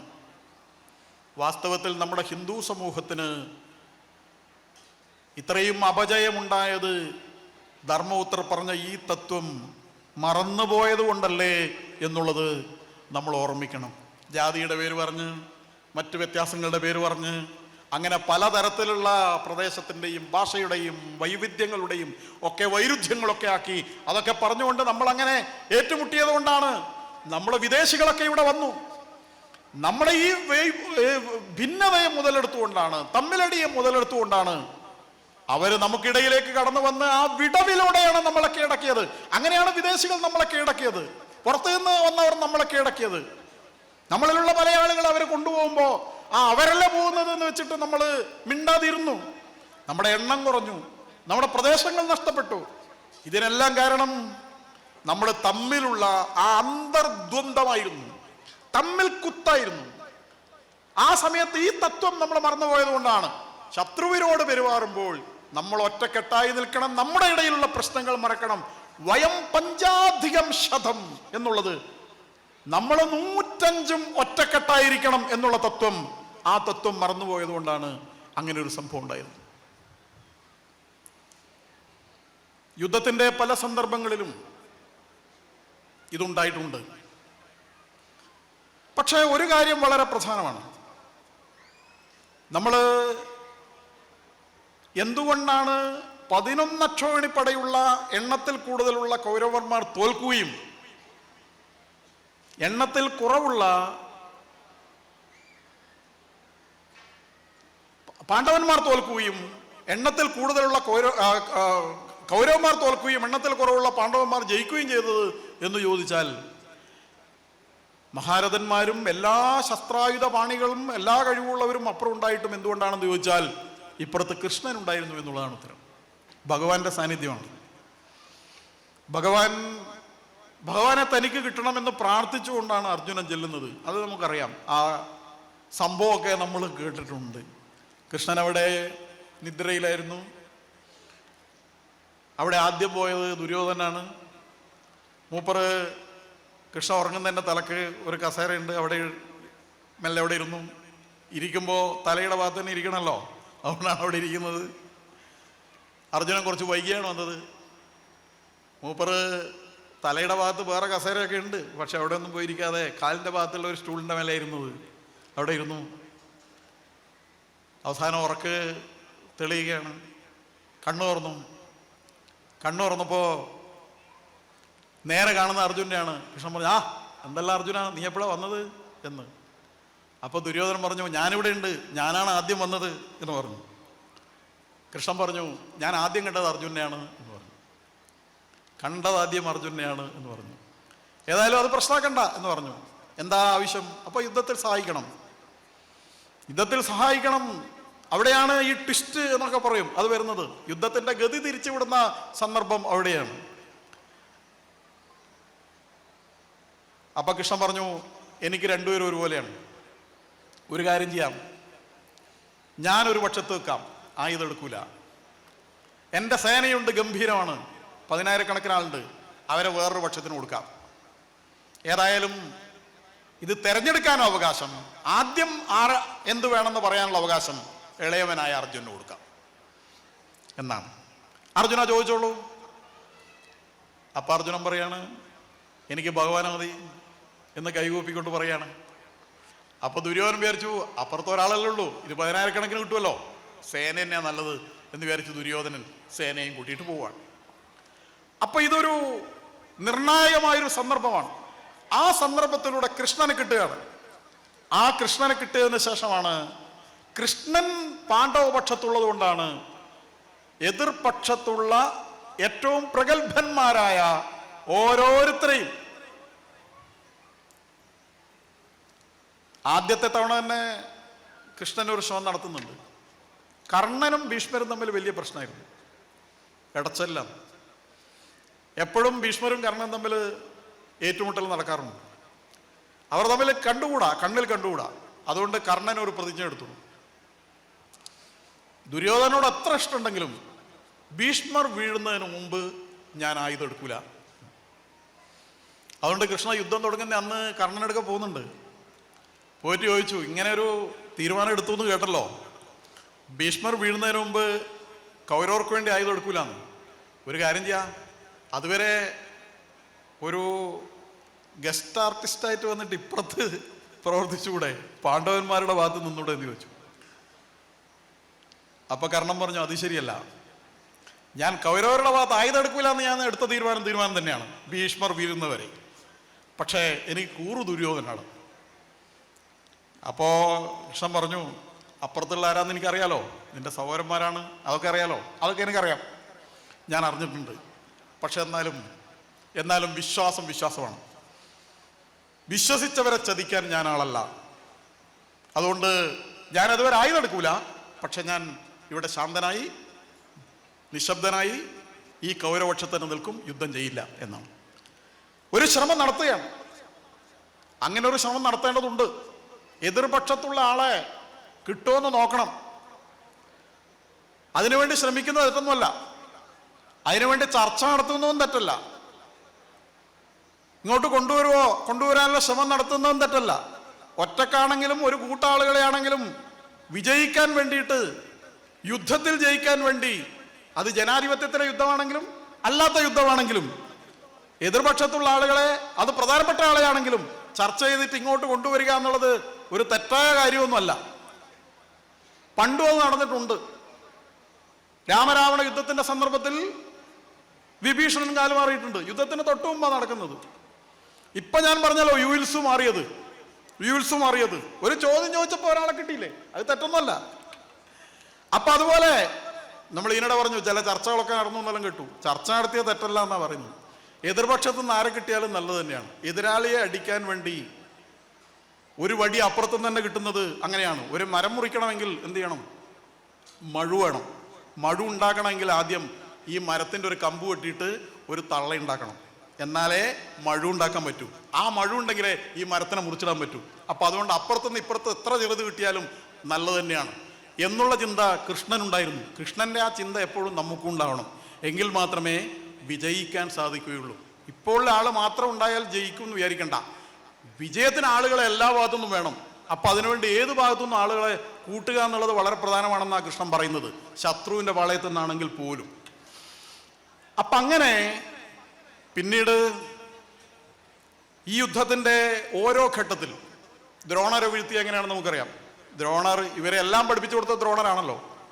ആ ദ്രോണരെ വീഴ്ത്തണത് അത്ര എളുപ്പമല്ലല്ലോ. ദ്രോണർ പഠിപ്പിക്കാത്ത ഒന്നും അർജുൻ്റെ അടുക്കോ പാണ്ഡവന്മാരുടെ ഭാഗത്തും ഇല്ലല്ലോ. അപ്പൊ അവസാനം അങ്ങനെയാണ്. ഒരു യുദ്ധത്തിൽ നിങ്ങൾക്ക് ജയിക്കണമെങ്കിൽ, അത് ഏത് യുദ്ധമാണെങ്കിലും, നിങ്ങൾ ശത്രുവിനെ കുറിച്ച് നന്നായി പഠിക്കണം. ശത്രുവിന്റെ ബലത്തെക്കുറിച്ച് നന്നായി പഠിക്കണം, കരുത്തിനെ കുറിച്ച് നന്നായി പഠിക്കണം, ശത്രുവിന്റെ ആയുധത്തെക്കുറിച്ച് നന്നായി പഠിക്കണം. ഇതെല്ലാം നന്നായി പഠിക്കുന്നതോടൊപ്പം തന്നെ ചിലപ്പോൾ ആയുധം കൊണ്ട് ഏറ്റുമുട്ടിയിട്ട് ശത്രുവിനെ നേർക്ക് നേരെ വീഴ്ത്താൻ പറ്റില്ലെങ്കിൽ പിന്നെ പഠിക്കേണ്ട ഒരു കാര്യമുണ്ട്. അത് ശത്രുവിൻ്റെ ദൗർബല്യം എന്താണെന്ന് നോക്കണം.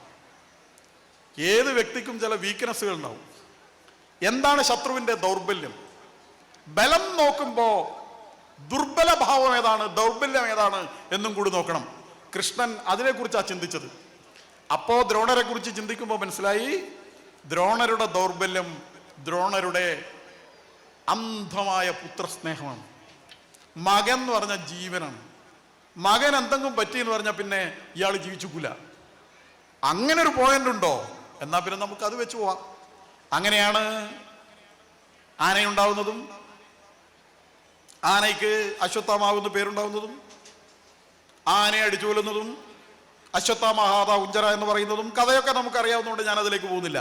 പക്ഷെ അങ്ങനെ ഒരു തന്ത്രം കൃഷ്ണൻ അവിടെ കൊണ്ടുവന്നില്ലായിരുന്നുവെങ്കിൽ ഒരിക്കലും കൗരവപക്ഷത്തെ മഹാരഥനായ ദ്രോണരെ വീഴ്ത്താൻ പറ്റില്ലായിരുന്നു.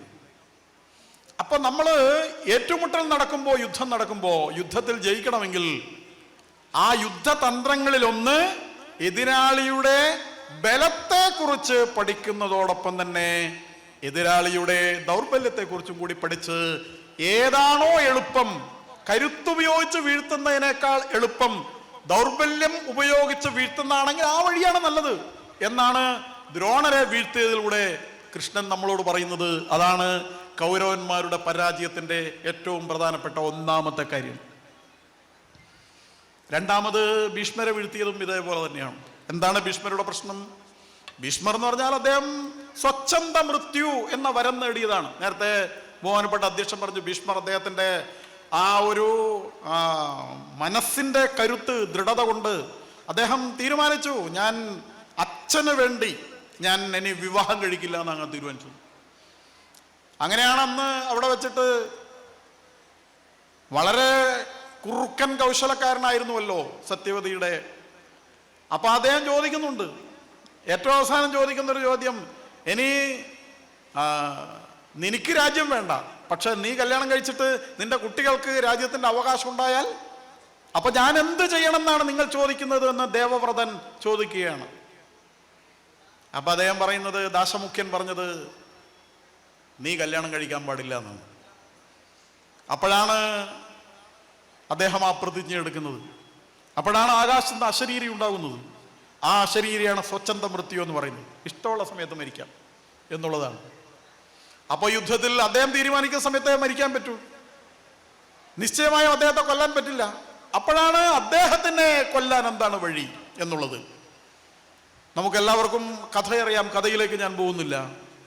അവിടെ ധർമ്മം എന്ന് പറയുന്നത് ഭീഷ്മരെ വീഴ്ത്തിയാൽ മാത്രമേ മുന്നോട്ട് പോകാൻ പറ്റൂ എന്ന ആ ഘട്ടത്തിലാണ് ശിഖണ്ഡിയെ മുൻനിർത്തിക്കൊണ്ട് അർജുനൻ ഭീഷ്മരെ വീഴ്ത്തുന്നത്. ഇതുപോലെ ഓരോന്നും അങ്ങനെ തന്നെയാണ്. കർണനെ വീഴ്ത്തിയത് അങ്ങനെയാണ്. ഏറ്റവും അവസാനം ദുര്യോധനെ വീഴ്ത്തുന്നതും അങ്ങനെ തന്നെയാണ്. എന്താണ് ആകത്തുകയായിട്ട് പറയാനുള്ളത്? കൃഷ്ണൻ നമ്മളോട് പറയുന്നത്, നമ്മളൊരു യുദ്ധത്തിലാണ്, ജീവിതായോധനത്തിലാണ്. അങ്ങനെ ജീവിതായോധനത്തിലുള്ള നമ്മൾ എപ്പോഴും സത്യം, ധർമ്മം, നീതി അതിനെക്കുറിച്ച് മാത്രം ഉരുവിട്ടുകൊണ്ട് ജീവിക്കുമ്പോൾ നമ്മുടെ സമൂഹത്തിൽ മറ്റുള്ളവരെങ്ങനെയൊക്കെയാണ് വിജയം നേടുന്നത്, മറ്റുള്ളവരെങ്ങനെയൊക്കെയാണ് കീഴ്പ്പെടുത്തുന്നത്, മറ്റുള്ളവരെങ്ങനെയൊക്കെയാണ് മുന്നോട്ട് പോകുന്നത്, അവരതിന് സ്വീകരിക്കുന്ന മാർഗങ്ങൾ എന്തൊക്കെയാണ് എന്ന് മനസ്സിലാക്കാതെ, ശ്രദ്ധാപൂർവം നിരീക്ഷിക്കാതെ, അതിനനുസരിച്ച് നമ്മുടെ ജീവിത പദ്ധതി ചിട്ടപ്പെടുത്താതിരുന്നാൽ, ആസൂത്രണം ചെയ്യാതിരുന്നാൽ ഒരു സമൂഹം എന്നുള്ള നിലക്ക് നമുക്ക് വിജയിക്കാൻ സാധിക്കില്ല എന്ന വലിയ പാഠമാണ് കൃഷ്ണൻ നമ്മളോട് പറയുന്നത് എന്നും കൃഷ്ണൻ പറഞ്ഞ ആ മാർഗം ഉപയോഗിച്ച് മുന്നോട്ട് പോയാൽ മാത്രമേ നമുക്ക് വിജയം നേടാൻ സാധിക്കുകയുള്ളൂ എന്നുമാണ് മഹാഭാരത യുദ്ധത്തിലെ പാണ്ഡവപക്ഷത്തെ വിജയത്തിനു വേണ്ടി കൃഷ്ണൻ നടത്തിയ ഏത് പ്രവർത്തനവും നമ്മളെ പഠിപ്പിക്കുന്ന ഏറ്റവും പ്രധാനപ്പെട്ട പാഠം.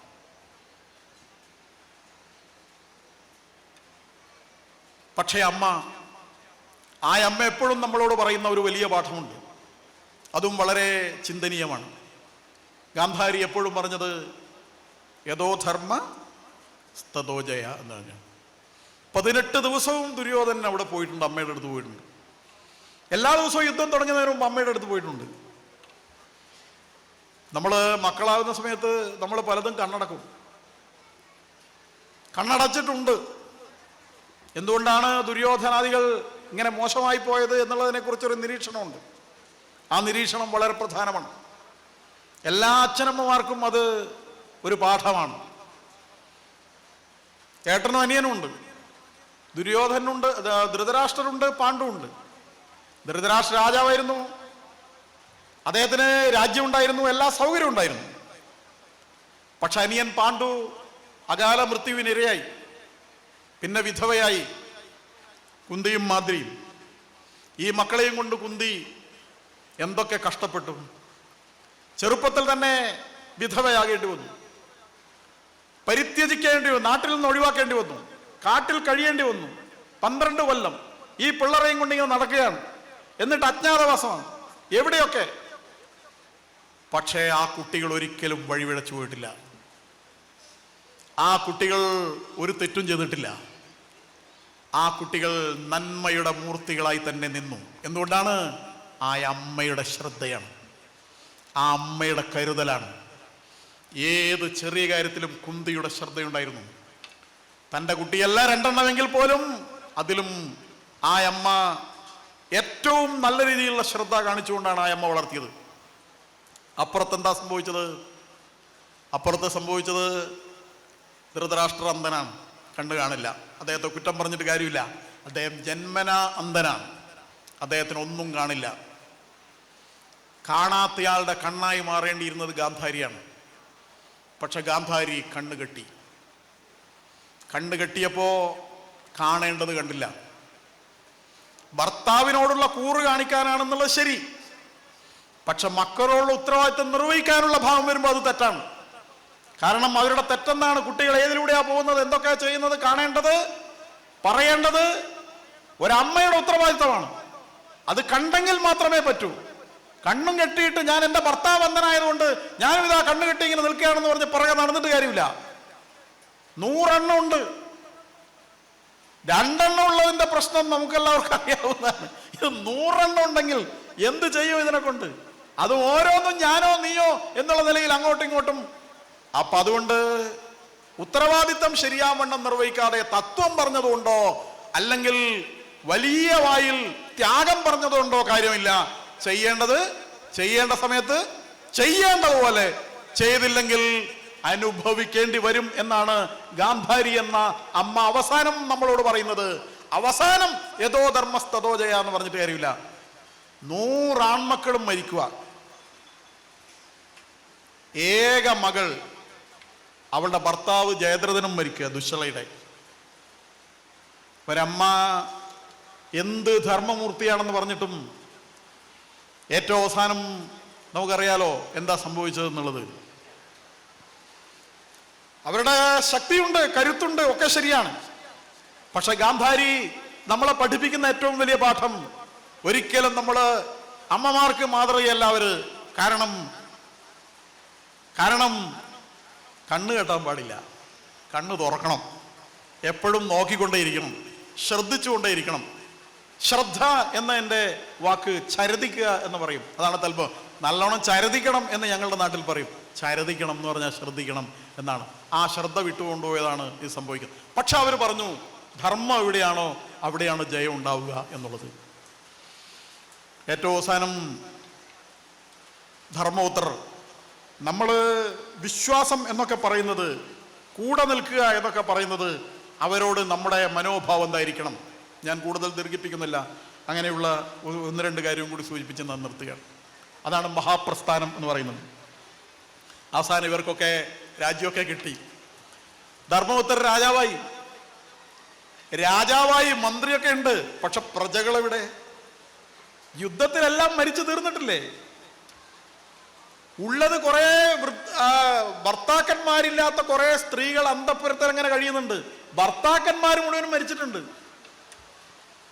വിധവകളായ ഒരുപാട് സ്ത്രീകളെ കൊണ്ട് അന്തഃപുരം നിറഞ്ഞിരിക്കുകയാണ്.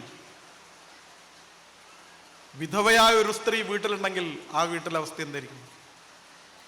എന്നാൽ ഒരു വീട്ടിൽ 10,000 വിധവകൾ ഉണ്ടെങ്കിൽ എന്തായിരിക്കും അവസ്ഥ? അവരുടെ അസംതൃപ്തി, അവരുടെ ശാപം, അവരുടെ നീറ്റൽ, അവരുടെ അസ്വസ്ഥത, അവരുടെ പിറുവിറുക്കൽ, അങ്ങനെ അന്തഃപുരം മുഴുവനും ശാപങ്ങൾ കൊണ്ടും പിറുവിറുക്കൽ കൊണ്ടും അസ്വസ്ഥമായപ്പോ പിന്നെന്ത് ഭരണം? ധർമ്മപുത്രർക്ക് മടുത്തു. അങ്ങനെ അതിനു മുമ്പ് തന്നെ അവരുടെ അമ്മ കുന്തി ഉൾപ്പെടെ, കുന്തിയാണല്ലോ ഇവർ രണ്ടുപേരെയും കൂട്ടിയിട്ട് കാട്ടിലേക്ക് പോകുന്നത്. ധൃതരാഷ്ട്രയും കാന്താരിയും ഒക്കെ കൂട്ടിയിട്ട് കൊടുങ്കാട്ടിലേക്ക് പോവാണ്. ഇതെല്ലാം നേടിയിട്ട് അമ്മ ഈ കഷ്ടപ്പാടെല്ലാം ഉണ്ടായിട്ടും അവസാനം അമ്മയ്ക്ക് ഈ രാജ്യത്തിന്റെ സുഖം, ഭരണത്തിന്റെ സുഖം അനുഭവിച്ചു കൊടുക്കാൻ പറ്റാത്തതിന്റെ വിഷമത്തോട് കൂടിയിട്ട് അങ്ങനെ ഇവർ 1 മാസം കാട്ടിലേക്ക് പോയി. അങ്ങനെ കാട്ടിലേക്ക് പോയപ്പോൾ എല്ലും തൊലിയുമായിട്ട് ഈ വെല്ലിച്ചനും വെല്ലുമ്മയും അമ്മയും ഒക്കെ ഇങ്ങനെ അസ്ഥി മാത്ര ശേഷരായിട്ട് അവിടെ ഇങ്ങനെ കഴിയുകയാണ്. അവിടെ നിന്ന് അദ്ദേഹം ഒരു ചോദ്യം ഇങ്ങനെ ചോദിക്കുന്നുണ്ട്. അല്ല, നമ്മളൊരു വിതുരർ എന്ന് പറഞ്ഞ നമ്മളൊരു എല്ലാ കാലത്തും നല്ല കാര്യങ്ങൾ പറഞ്ഞു തന്ന മഹാനുഭാവനായിട്ടുള്ള ഒരു മനുഷ്യനും കൂടി ഇവരുടെ കൂടെ വന്നിരുന്നു. അദ്ദേഹത്തെ കാണുന്നില്ല, അദ്ദേഹം എവിടെയാണെന്ന് ചോദിച്ചു. അപ്പൊ അദ്ദേഹം പറഞ്ഞു, ഇടയ്ക്കിടയ്ക്ക് അദ്ദേഹത്തെ ഇങ്ങനെ ഒരു അസ്ഥി മാത്രമായിട്ട് ഒരു കോലം ഇങ്ങനെ നടക്കുന്ന കാണാറുണ്ടെന്ന് പറഞ്ഞു. അയാൾ അന്വേഷിക്കണേ, ധർമ്മപുത്രൻ ഇങ്ങനെ വിതുരരെയും വിളിച്ചുകൊണ്ട് ഇങ്ങനെ നടക്കുകയാണ്. അപ്പോൾ പെട്ടെന്ന് ഒരു കോലം ഇങ്ങനെ കാണുകയാണ്.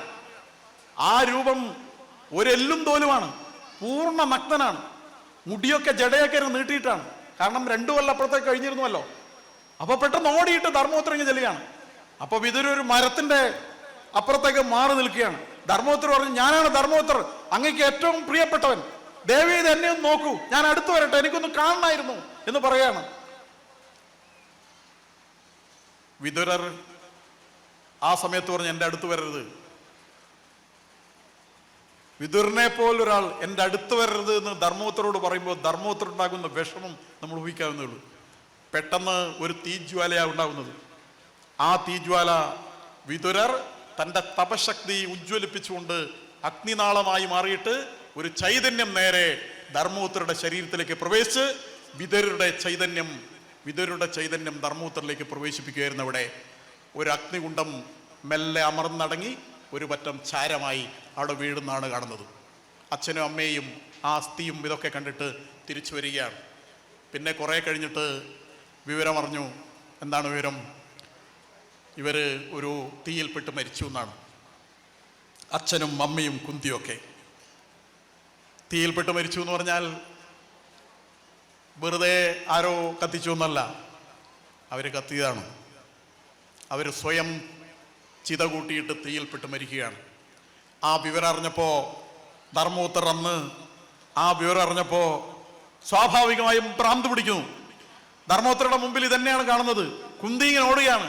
അല്ലയോ ധർമ്മപുത്രരെ, ഭീമ, അർജുന തീയും പിടിച്ചിങ്ങനെ ഓടുകയാണ്. അമ്മ ഇങ്ങനെ ഓടുകയാണ്. എന്നെ രക്ഷിക്കൂ എന്ന് പറഞ്ഞ് ഓടുകയാണ്. കണ്ണു തുറന്നാൽ അമ്മ കത്തിയ ഓടുന്ന അമ്മ. എപ്പോഴും അമ്മയുടെ ആ രൂപം തന്നെ ഇങ്ങനെ കാണുകയാണ്. പിന്നെ എങ്ങനെയാണ് സ്വസ്ഥമായി രാജ്യം ഭരിക്കുക? അതുകൊണ്ട് ഒരു സ്വസ്ഥതയും അവർക്കുണ്ടായിട്ടില്ല. അധികാരത്തോടുള്ള ആർത്തി, അത് ധർമ്മത്തിന്റെ പക്ഷത്താണെങ്കിലും അധർമ്മത്തിന്റെ പക്ഷത്താണെങ്കിലും, യുദ്ധം അതേത് ഭാഗത്ത് നിന്നിട്ടായാലും, സമ്പത്ത് അതെങ്ങനെ ആർജിക്കുന്നതായാലും,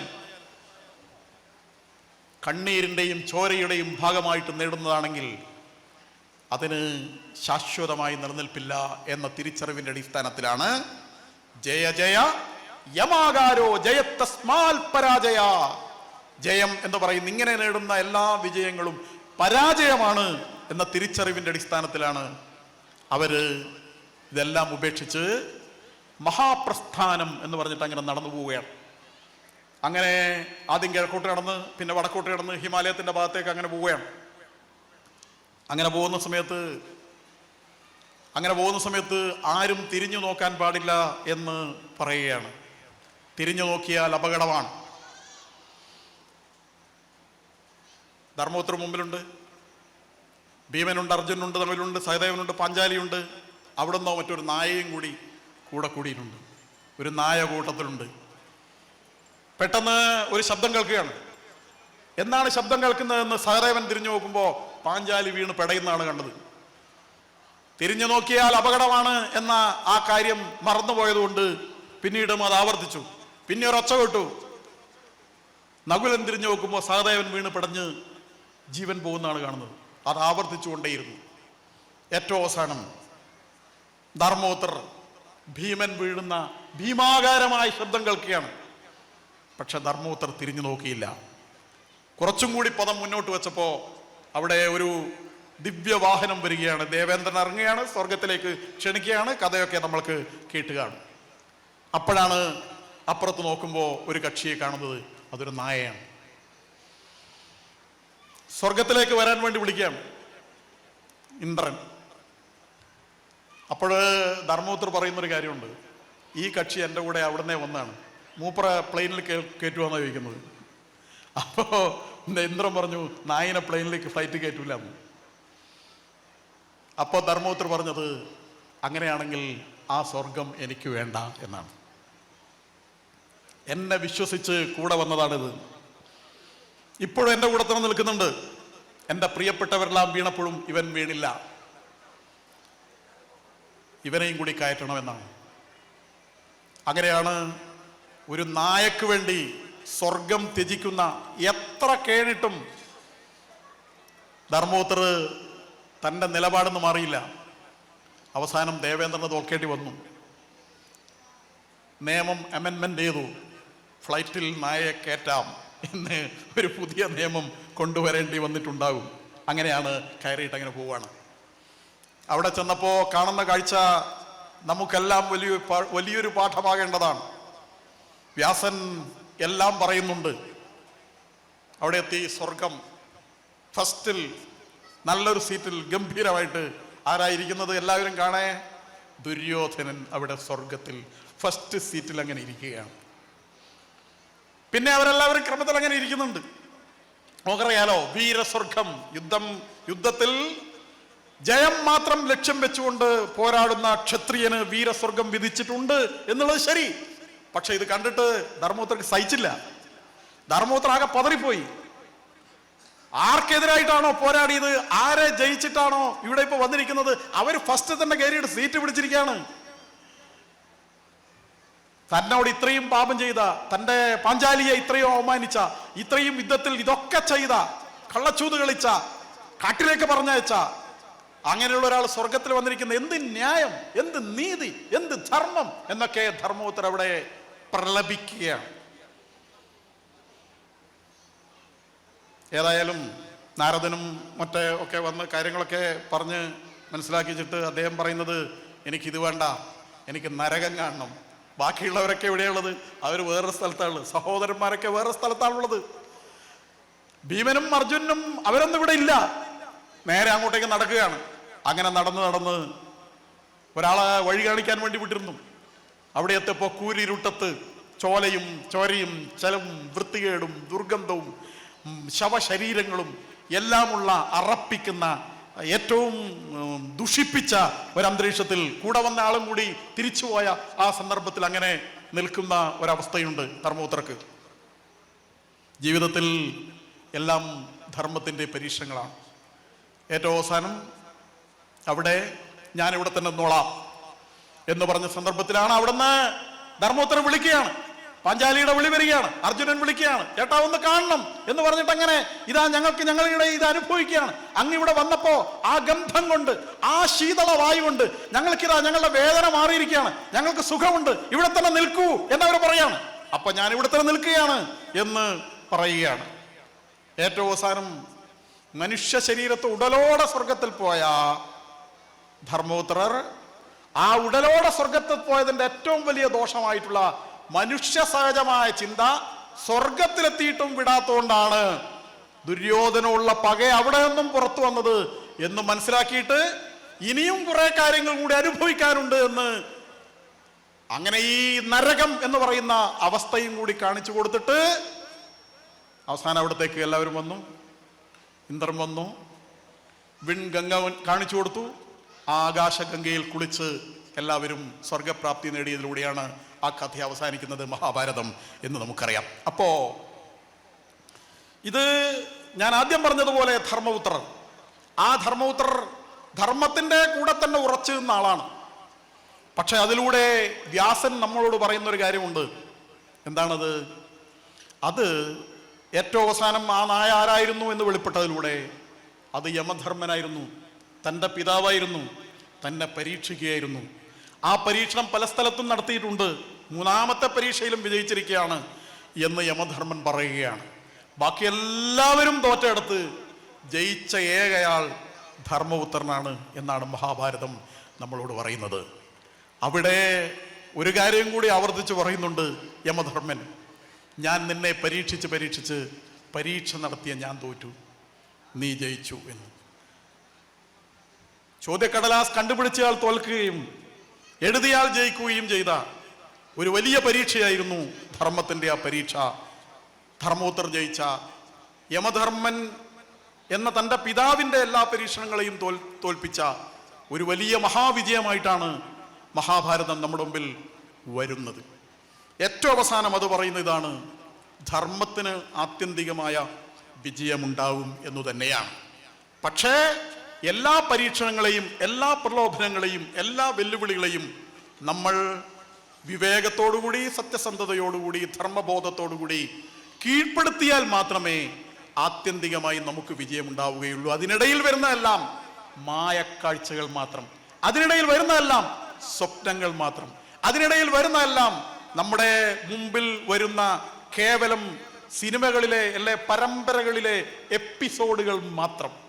അതിനപ്പുറത്തേക്ക് ആത്യന്തികമായി നമ്മുടെ മുമ്പിലുള്ള ലക്ഷ്യത്തിലേക്ക് എത്താൻ സാധിച്ചാൽ മാത്രമേ യഥാർത്ഥത്തിലുള്ള മോക്ഷം സാധ്യമാവൂ എന്നുള്ളതാണ് മഹാഭാരതം വ്യാസനിലൂടെ, ധർമ്മപുത്രനിലൂടെ നമ്മളെ പഠിപ്പിക്കുന്ന ഏറ്റവും പ്രധാനപ്പെട്ട കാര്യം. അതുകൊണ്ട് ധർമ്മം എന്നത് ഒരു നൂലിഴയായി മഹാഭാരതത്തിൽ വർത്തിക്കുന്നു എന്ന് പറഞ്ഞു. നമ്മൾ ഈ മഹാഗ്രന്ഥം, അതിലെ കഥകൾ, അതിലെ ഉപകഥകൾ, അവയുടെ തത്വങ്ങൾ, അവയെല്ലാം എന്തിനു വേണ്ടി പഠിക്കണം എന്ന് വെച്ചാൽ നമുക്ക് നമ്മുടെ ജീവിതത്തിന് വേണ്ടി പഠിക്കണം. നമ്മുടെ ജീവിതത്തിൽ നേരിടുന്ന ഒരുപാട് കാര്യങ്ങളുണ്ട്. വളരെ മനഃശാസ്ത്രപരമായി, സൈക്കോളജിക്കലായി ഏറ്റവും അത്യുജ്വലമായ തത്വങ്ങളാണ് വ്യാസൻ അതിലൂടെ ഓരോ കഥാപാത്രങ്ങളിലൂടെയും നമ്മളോട് പറയുന്നത് എന്നത് വളരെ പ്രധാനമാണ്. അതുകൊണ്ട് മഹാഭാരതം, അത് ഒരിക്കലെങ്കിലും മഹാഭാരതം വായിക്കുക എന്നുള്ളത്, അതിലെ ചില കഥാപാത്രങ്ങളെയും നിരന്തരമായി പിന്തുടരുക എന്നുള്ളത്, വ്യാസൻ ചില കാര്യങ്ങൾ പറഞ്ഞിട്ടുണ്ട്, ചിലത് പറയാതെ പറഞ്ഞിട്ടുണ്ട്, ചിലത് പറഞ്ഞിട്ടേ ഇല്ല, ചിലത് ഒളിപ്പിച്ചു വെച്ചിട്ടുണ്ട്, ചിലത് പകുതിയേ പറഞ്ഞിട്ടുള്ളൂ. അതിലൂടെ നമ്മൾ മുന്നോട്ട് പോയി കഴിഞ്ഞാൽ നമുക്ക് ജീവിതത്തിൽ നേടേണ്ടതെല്ലാം നേടാൻ കഴിയുന്ന ഒരക്ഷയ ഖനിയാണ് മഹാഭാരതം എന്നും, നമുക്ക് ഈ പഞ്ചപാണ്ഡവന്മാരെ, അവരോട് ചേർന്ന് നിൽക്കുന്നവരെ പിന്തുടർന്നു കഴിഞ്ഞാൽ നമുക്ക് ജീവിത മഹായുദ്ധത്തിൽ ജയിച്ച്, നമ്മുടെ എല്ലാവരുടെയും ആത്യന്തിക ലക്ഷ്യം എന്ന് പറയുന്നത് ധർമ്മത്തെ അടിസ്ഥാനമാക്കി, അതാണ് മനുഷ്യന്റെ ജന്മം.